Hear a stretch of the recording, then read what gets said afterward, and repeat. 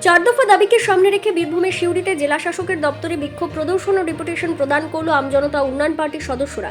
তারা দাবি করেন সমস্ত বৈধ ভোটারকে ভোটার লিস্টে রাখতে হবে, বিচারাধীন যারা রয়েছে তাদেরকে ভোটার তালিকায় সামিল করতে হবে যাতে তারা নির্বাচনে অংশগ্রহণ করতে পারে। ডিলিট হয়ে যাওয়া ভোটারদের মধ্যে যারা এখনো জীবিত রয়েছেন তাদেরকে পুনরায় ভোট দেওয়ানোর ব্যবস্থা করতে হবে। আজকের এই বিক্ষোভ ও ডেপুটেশনে উপস্থিত ছিলেন আমজনতা উন্নয়ন পার্টির বীরভূম জেলা সভাপতি শেখ কলিমুদ্দিন সহ অন্যান্যরা। তালিকা যেটা প্রকাশিত হয়েছে তাতে আমরা একদম সন্তুষ্ট নই। সেখানে 50 লক্ষ ডিলিট আর 7 লক্ষ আন্ডার অ্যাডজুডিকেশন, সেই বিষয়টাকে কেন্দ্র করে আমরা কিছু দাবি দেওয়া রাখছি। এবং এই যে ডিলিট আর অ্যাডজুডিকেশন, সেই যে আমাদের তালিকা আছে, সেই তালিকার মধ্যে 80% মুসলিমদের নাম আছে এবং 15% শিডিউল ট্রাইবদের নাম আছে। সেখানে কোনো ব্রাহ্মণের নাম নেই এবং বর্ণশ্রেষ্ঠ হিন্দুদের নাম সেখানে নেই। তাহলে আমাদের যে মাননীয় মমতা বন্দ্যোপাধ্যায় এবং তার অভিভাবক নরেন্দ্র মোদী তথা বিজেপি, তারা দুজনে মিলে চক্রান্ত করে একটা ভায়োলেন্স করতে চাইছে পশ্চিমবঙ্গের বুকে। তারই নাম হচ্ছে SIR। তা আমরা আজ জনতা উন্নয়ন পার্টির পক্ষ থেকে এবং সেই সঙ্গে আমাদের সহযোগী দল ইনসাফ পার্টিরও কিছু কর্মী সমর্থক দেখে আমাদের সঙ্গে যুক্ত হয়েছে। তা আমরা জয়েন্টলি আজ আমরা একটি স্মারকলিপি জমা করছি। সেই স্মারকলিপিতে 4টি পয়েন্ট আছে। 1 নম্বর পয়েন্ট, আন্ডার অ্যাডজুডিকেশনে থাকা সমস্ত ভোটারকে বৈধ তালিকায় অন্তর্ভুক্ত করতে হবে।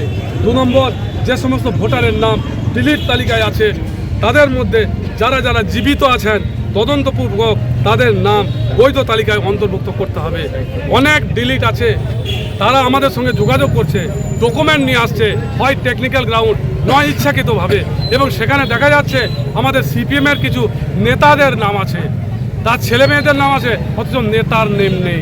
CPM-এর কিছু নেত্রীর নাম আছে, কংগ্রেসের কিছু নেতার নাম আছে, কংগ্রেসের কিছু নেত্রীর নাম আছে, JUP করছেন বর্তমানে তাদের কিছু নেতা নেত্রীর নাম আছে। ইন্টেনশনালি এইগুলো সমস্ত বাদ দিয়েছে আজকে শুভেন্দু অধিকারী এবং আমাদের মমতা বন্দ্যোপাধ্যায়।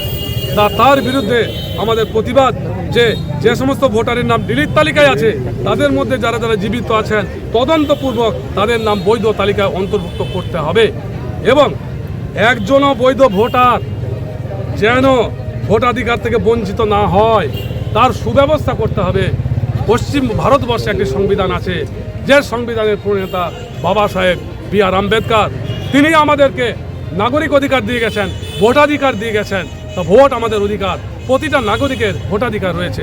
সুতরাং কোনোভাবে একটি বৈধ ভোটারও যেন তার সাংবিধানিক অধিকার, তার নাগরিক অধিকার, তার ভোট দেওয়ার অধিকার থেকে বঞ্চিত না হয়। আর 4 নম্বর পয়েন্ট অত্যন্ত মারাত্মক, সুষ্ঠু এবং অবাধ নির্বাচনের ব্যবস্থা করতে হবে, যেটা পশ্চিমবঙ্গে কখনোই হয় না। প্রশাসনকে হাতিয়ার করে শাসক দলের অত্যাচার, তাদের ছাপ্পা ভোট, তাদের নিপীড়ন, এই সমস্তগুলো বন্ধ করার জন্য অগ্রিম ব্যবস্থা করতে হবে। তার মানে আমরা বলতে চাইছি, যারা বোমাবাজ, যারা দাঙ্গাবাজ, যাদের নাম ক্রিমিনাল রেকর্ডে আছে, যারা ছাপ্পা ভোট করে, পুলিশ প্রশাসন সব জানে, পুলিশ প্রশাসন জানে না কিছু না, তাদেরকে আগে ভোটের আগে তাদেরকে উপযুক্ত সময়ে অ্যারেস্ট করে তাদেরকে আন্ডার কাস্টডিতে নিতে হবে।